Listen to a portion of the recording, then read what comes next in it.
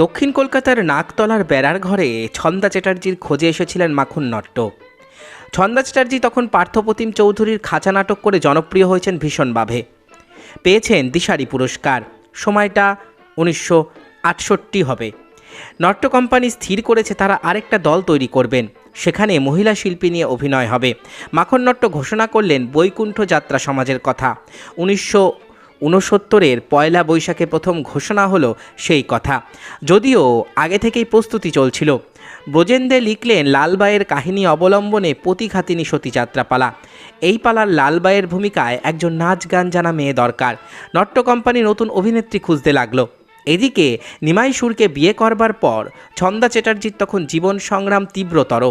বাগনানের পাট চুকিয়ে নাকতলায় মায়ের জমিতে চাচের বেড়ার ঘর, ওপরে টালি দিয়ে সেখানেই চলতে থাকলো ছন্দা চ্যাটার্জির গৃহকন্যা। তখন খুব সকালে নির্মলেন্দু চৌধুরীর কাছে লোকসঙ্গীত শিখতে যেতেন ছন্দা চ্যাটার্জি।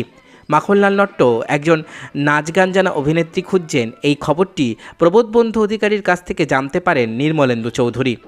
প্রবোধবাবু এইরকম একজন কম বয়সী অভিনেত্রীর হদিশ চাওয়াতে নির্মলেন্দু চৌধুরী ছন্দা চ্যাটার্জির কথা বলেন, কিন্তু ছন্দা চ্যাটার্জির ঠিকানা তিনি বলতে পারেননি। কিন্তু প্রবোধবন্ধু অধিকারী মাখন নট্টকে নিয়ে একদিন দুপুরে হাজির হয়ে যান ছন্দা চ্যাটার্জির নাকতলার সেই পর্ণকুটিরে। তখন নিমাই সুর বাড়িতে ছিলেন না। ভর দুপুরে দুজন অচেনা পুরুষ মানুষকে দেখে ছন্দা চ্যাটার্জি প্রথমটা একটু অপ্রস্তুত ছিলেন। প্রবোধবন্ধু অধিকারী বললেন, নিমাই সুর আছেন? উত্তর এলো, উনি তো বাড়িতে নেই।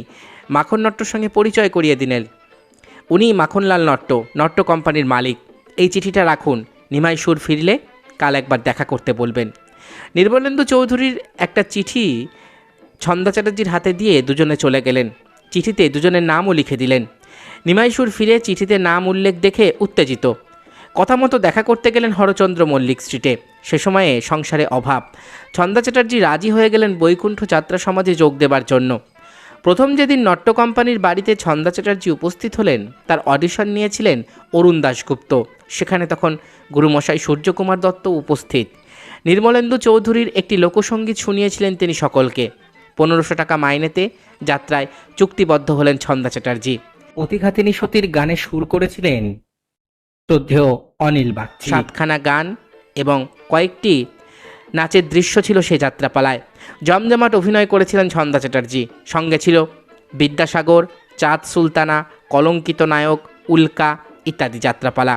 সহশিল্পী হিসেবে পেয়েছিলেন শিপ্রা মিত্র, দীপক মুখোপাধ্যায়, দ্বিজু ভাওয়াল, অরুণ দাশগুপ্তকে। প্রতিঘাতিনী সতীতে লালবাই, বিদ্যাসাগর যাত্রাপালায় সুরমা চরিত্রে অভিনয় করে প্রথম বছরেই বিপুল যশ পেয়েছিলেন ছন্দা চ্যাটার্জি। পরবর্তী সময়ে নট্ট কোম্পানি চাইলেও তিনি নট্ট কোম্পানি ত্যাগ করেন। এভাবেই যাত্রায় যোগদান করেছিলেন উৎপল দত্তের মানসকন্যা ছন্দা চ্যাটার্জি। আশা করি ভিডিওটি আপনাদের ভালো লেগেছে। আমার চ্যানেলের ভিডিওগুলো যদি আপনাদের ভালো লাগে তাহলে অবশ্যই চ্যানেলটি সাবস্ক্রাইব করুন। পাশে থাকা বেল আইকনটি ক্লিক করে দিন, যাতে পরবর্তী ভিডিও নোটিফিকেশান খুব তাড়াতাড়ি আপনাদের কাছে পৌঁছে যায়। আজকের মতো এখানেই শেষ করছি। ভালো থাকবেন সবাই। নমস্কার।